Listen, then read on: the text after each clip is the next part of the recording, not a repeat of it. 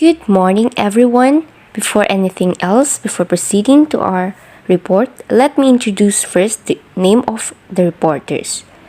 Carpo Justine, Agsawe Maria Shaligame, Pahel Paula Maria, Valdez Marisol, Aguilar Mark Jericho, Havenar Annalyn. And by the way, we are the Group 1. These are the objectives and contents of our topic that we're going to briefly discuss. My topic for today is the talent management process. Talent management, as the name itself suggests, it is the ability, competency, and power of employees within an organization. The concept is hindi lang siya about recruiting the right candidate at the right time, but it also extends to explore yung mga hidden at unusual qualities ng employee. Nang sa gayon ay mas ma-develop pa at ma-nurture to get the desired results na hinahanap ng talent. Talent management in organizations is not just limited to attract the best people from industry, but it is a continuous process that involves sourcing, hiring, developing, retaining, and promoting them while meeting the organization's requirements simultaneously. Example, if an organization gusto niya ay makuha yung best talent ng competitor niya, what would they need to do? Of course, they need to attract that person. In what way? Mag-offer sila ng something na far from imagination or maaaring ma-attract yung employee to join force with them. Example, kung talagang sa tingin mo naman ay worth the risk, you can offer to double his or her salary a month or give them a benefit or a trip to abroad or whatsoever offer that you could for you to persuade at ma-attract that person to join force in your organization. That's why talent management is a full-fledged process that not only controls the entry of an employee but also his or her exit.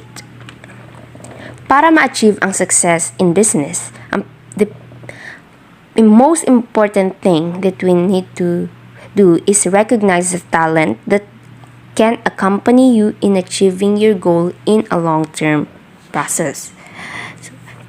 Attracting them to work for you and strategically fitting them at the right place in your organization is the next step. Take note, regardless of the qualifications, skills, abilities, and competency of that person, but pag nailagay mo siya or placing that candidate at the wrong place or na hindi naman akma sa kakayahan or talent niya, anong consequences ang maaaring mangyari? It can multiply your problems. Madadagdagan imbis masusolusyonan if the person you put in that position is not able to fit and not able to function well in that certain position na pinaglagyan mo sa kanya. Placing them at the wrong place defeats your sole purpose. The process of talent management is incomplete if you're unable to fit the best talent of the industry at the place where he or she should be. Every organization requires the best talent to survive and remain ahead in a competition. And the importance of talent management is happy employees. When employees ramdam nila na belong sila, they are heard, challenged, and trained, syempre, there's a chance that they will become satisfied and mas magiging productive sila, and that results to happy employees and lower turnover when you hire the right people by following the entire process of talent management cycle and you provide them the learning and development opportunities. Bababa yung chance mo na merong mga lumilipat sa ibang company na employees mo. And employer branding, also hiring a well-functioning talent management process also has a positive impact on your employer brand. Talent is the most important factor that drives an organization and takes it to a higher level and therefore cannot be compromised. Talent management software is the technology that human resource management use to manage employees bilang competitive advantage na rin. It typically contain applications that fall into the broad functional areas referred to as pillars. In recent years, cloud-based talent management software has become the prevailing norm. Topic is all about job analysis defined. is the process of gathering and analyzing information about the content in the human requirements job as well as the content in which job are performed. Job. It is also called a profession or an occupations. Position, the tasks and responsibilities performed by one person. This is a position for every individual in an organization. Task, a distinct, identifiable work activity composed of motions. Responsibility, an obligation to perform certain tasks and duties. 1. Job. It is also called a profession or an occupation. Position, the tasks and responsibilities performed by one person. There is a position for every individual in organizations. 3. Task. This is a distinct identifiable work activity composed of motions. Responsibility. An obligation to perform certain tasks and duties. Types of information collected. Work activities.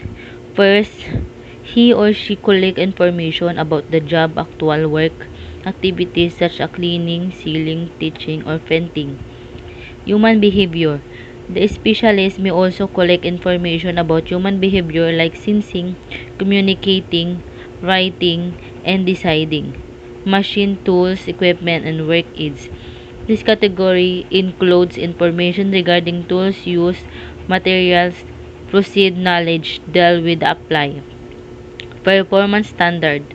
The employer may also want information about the job performance standards. Management will use this standard to appraise employees. Job content. Included here is information about such matters as a physical working condition, work schedule, and organizational social context. Information regarding incentives might also be included here. Human requirements. Information regarding the job's human requirements such as job-related knowledge or skills and required personal attribute.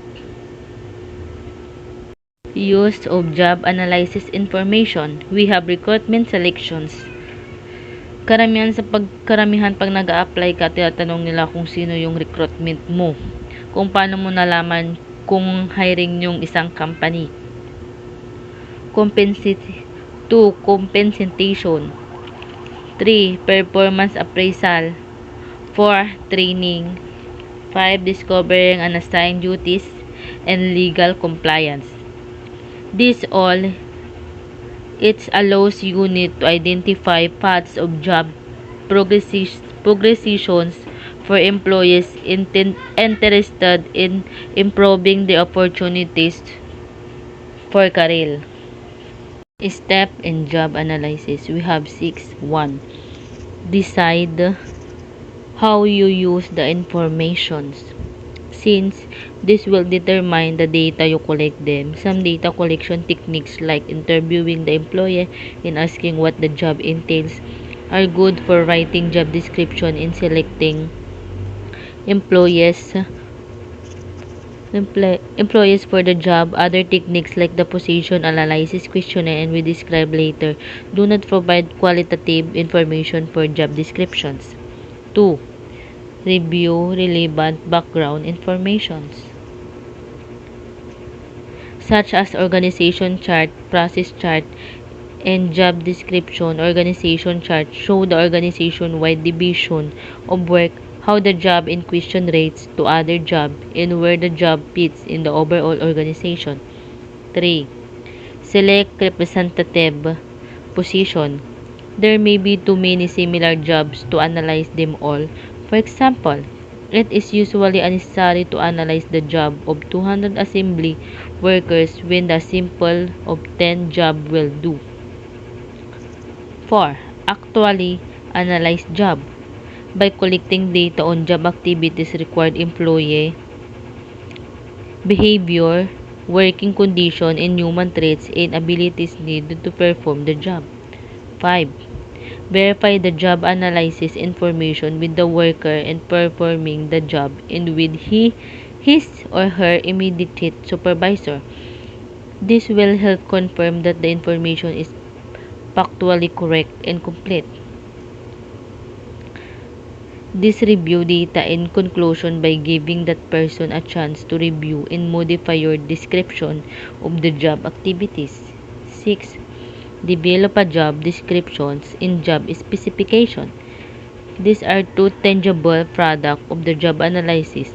The job description, to repeat, is a written statement that describes the activities and responsibilities of the job, as well as its important features such as working condition and safety hazard. We have job analysis guidelines. A joint effort is something achieved or created by two or more people working together. A clarity of question and phrases. Question that the listener asks the speaker is an attempt to eliminate. We have two types of clarifying questions. Often clarifying, they ask the speaker to elaborate on a certain part of their message. Close clarifying questions is one that restates part of the speaker's initial statement to determine if the audience properly understood them. Then the last, different job analysis tools. We have ONIT model, PGA model, PAC model, competency model, and job scan. Methods of collecting job analysis information.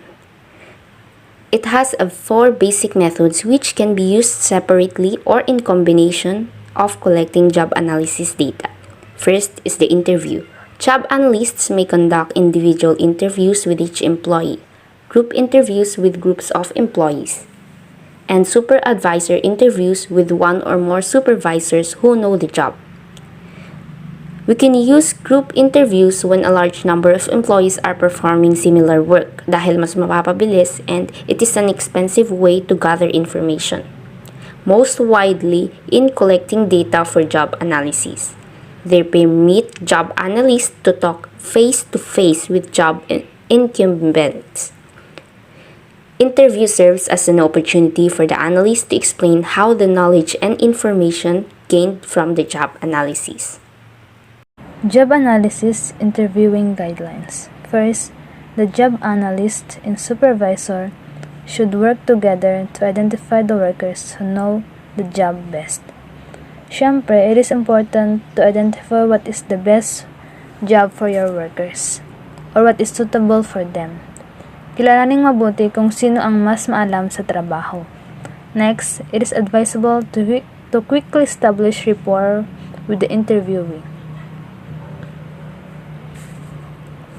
Mas maganda na may connection na kayo ng interviewee mo para makapag-intindihan kayong mabuti. Like, knowing the person's name, speaking in easily understood language, briefly the purpose of the interview, and explaining how the person came to be chosen for the interview. Next, follow a structured guide of checklists, one that lists open-ended questions, provides space for answers. This ensures that you'll identify important questions ahead of time, and that all interviewers cover all required questions. However, make sure to also give the worker some leeway in answering questions, and provide some open-ended like, was there anything we didn't cover with our questions? Para alam mo kung hindi ka nabanggit or naisulat. Next, ask the worker to list his or her duties in order of importance, the frequency of occurrence. And lastly, after completing the interview, review and verify the data. Second is the questionnaires. A typical job analysis questionnaire might include several open-ended questions such as, what do you do on your job? As well as structured questions such as, concerning, for instance, education required. A questionnaire is a quick and efficient way to obtain information from a large number of employees. It's less costly than interviewing hundreds of workers, for instance. However, ang pag-develop at pag-test ng questionnaire ay time-consuming. Kailangan gumugol ng matagal na oras para masiguradong maiintindihan ng workers yung questions na prepare mo. Example of position job description intended for use online. So, itong dalawang nasa gilid na picture ay nagde-describe ng responsibilities and concise statement lead by strong verbs. The third is observations. From the word itself, observe. Observation is observing the worker on the job during a complete work cycle. Take note of all the job activities consist mainly of observable physical activities. Assembly, line worker, and accounting clerk are the examples, and this is what you call direct observation. And the last one, which is the participant diary logs. The daily or log is a recording by job incumbents of job duties, frequency of the duties, and when the duties are accomplished. Like diary, pag gumagawa tayo ng diary, di ba sinusulat natin yung mga nangyari sa atin doon sa araw-araw na ganap sa buhay natin. Then ganun din sa participant diary logs. Ang pinagkaiba lang, ang susulat mo dito ay yung tungkol sa job mo every day. The diary or log is useful when attempting to analyze jobs that are difficult to observe, such as those performed by engineers, scientists, and senior executives. If diary is kept up to date, it can provide good information about the job. Pwede kang gumawa ng comparison about sa job mo on a daily, weekly, or monthly basis can be done. Example of position job description intended for use online. So, itong dalawang nasa gilid na picture ay nagde-describe ng responsibilities and concise statement lead by strong verbs. And a human resource manager with people management skills and the ability to carry out duties in a way that promotes employee welfare and the company's growth. Quantitative job analysis techniques. Quantitative job analysis. Position analysis questionnaire. So, kailangan natin ang 5 ito upang malaman pa natin ng maigi kung paano ito tumatakbo sa industriya at malikom ang detalye na nais makuha.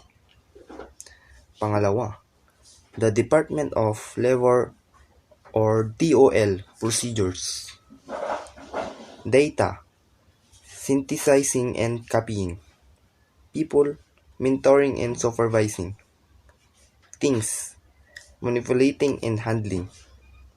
So, ang data po ay kailangan natin maunawaan at masuri kung paano ito may analyze.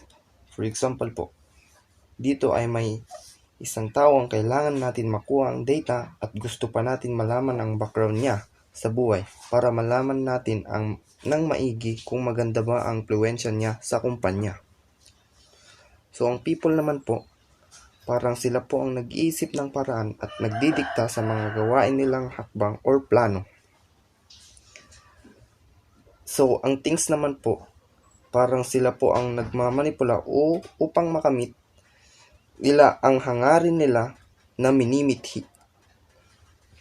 Yung pangatlo po, parang parehas din po sa 1 in 2. Writing job description.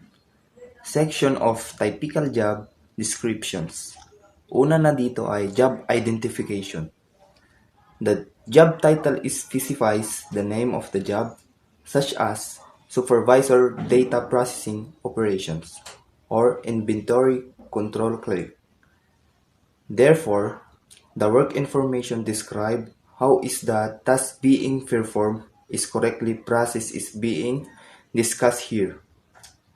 So, ang example ko po dito ay parang resume po ito dahil sa information nating binibigay. Pangalawa, job summary. Include only its major function or activities. It highlights the most important elements of the job description, which may include important responsibilities, duties, and function. So, dito naman ay dapat muna natin i-summarize ng maigi upang malaman natin ang bawat detalye. Pangatlo, responsibilities and duties. This is the heart of the job description. So, dito naman po, ang focus po natin dito ay ang mga priorities sa pagmamanage ng trabaho para maging maayos ang negosyo. Pang-apat, authority of the incumbent. Business most commonly refers to a leader in the industry. So, tumutukoy ito sa limitasyon ng otoridad ng may hawak ng trabaho, kabilang ang kanyang otoridad sa paggawa ng desisyon, direktang pangangasiwa ng ibang pangtauhan, at limitasyon sa budget. Panglima, standard of performance. A job descriptions explain what should be done. For example, the employee finishes their duties by a given deadline. Pang-anim, working condition, the demands, environment, and terms of a job that influence the satisfaction of employees. So, ito naman po ay ang mga alituntunin sa isang trabaho at para maimpluwensyahan ang bawat empleyado. Pang-pito, job specification. The official document which describes the duties, required knowledge, skills, and abilities, and minimum qualifications of state's jobs. So, ito ay nagpro-provides ng essential indicators of applicants who understand if they have the relevant experience. The job description. Job identification. So, may tatlo itong types. Ito ay job title, preparation, at preparer. At sa job summary naman, may dalawa din itong uri. Ito ay general nature of the job and major function and activities. At sa relationship, ay may apat itong uri. Ito ay reports to, supervises, work with, and outside the company. And sa responsibilities and duties, may apat na naman pong itong uri. Ito ay major responsibilities and duties, essential functions, decision-making authority, direct supervision, budgetary limitations. At sa standard of performance and working condition, ay may isa itong uri. Ito ay what it takes to do the job successfully. Job specification, a list of jobs.